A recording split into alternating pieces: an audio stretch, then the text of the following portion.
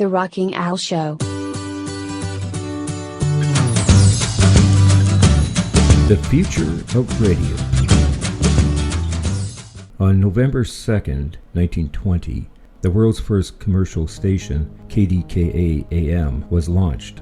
In 1933, Edwin Howard Armstrong successfully patented FM radio.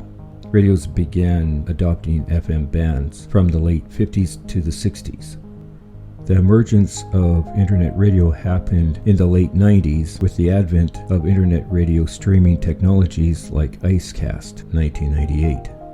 With low cost of launching an internet radio station, there was an emergence of many independent self-run internet radio stations.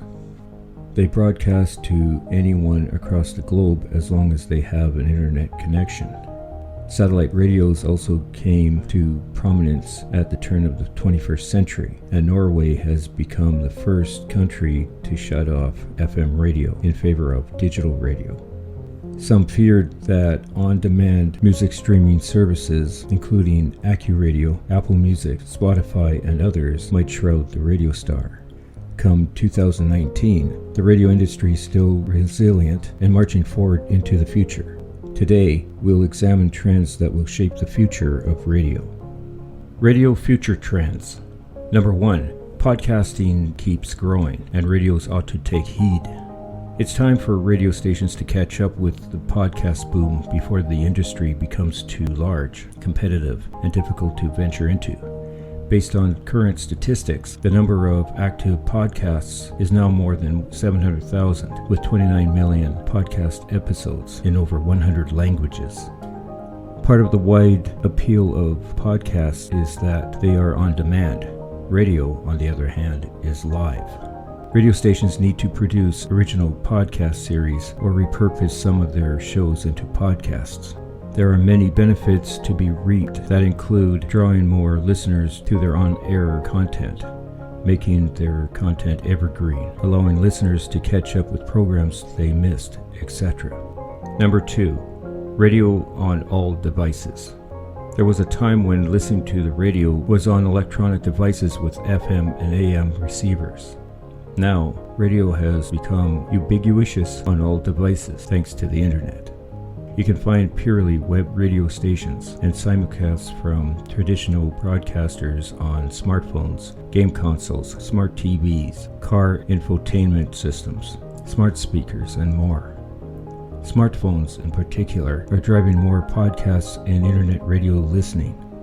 Number 3, internet radio and music streaming as the future of in-car listenership. DAB was set to take over car stereos when the technology emerged in the 90s and early 2000s. Compared to AM/FM, it used less bandwidth, allowing more frequencies in the same spectrum as FM. The sound quality was better. The problem with DAB has been its adoption. While most smartphones come with FM chips, the first smartphone with the DAB Plus chip was the LG Stylus launched in 2016. Since then, no DAB smartphones have made the headlines.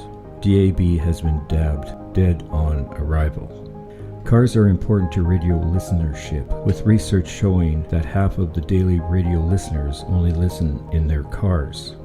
The future seems to be leaning to internet radio and music streaming services. Car manufacturers have internet-enabled infotainment systems out, and current car owners have the chance to purchase aftermarket car stereos. Even the big technology companies are taking heed. Apple's CarPlay allows you to connect your iPhone to your car's player using a USB. This allows you to access your apps, get directions, make phone calls, send messages, etc. For entertainment, you can use apps like Spotify, iHeartRadio, CBS Radio, Overcast, Slacker Radio, or more.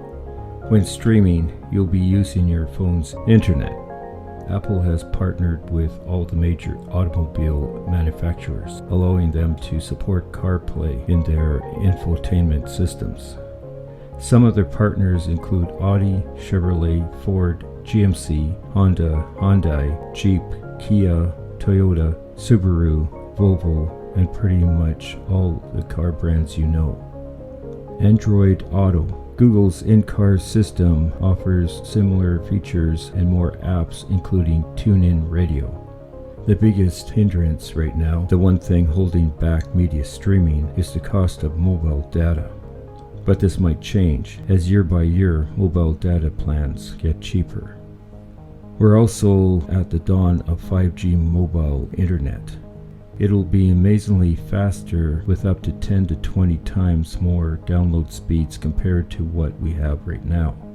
And when the cost of mobile data is no longer a pain point to the user, you can count on the rise of streaming.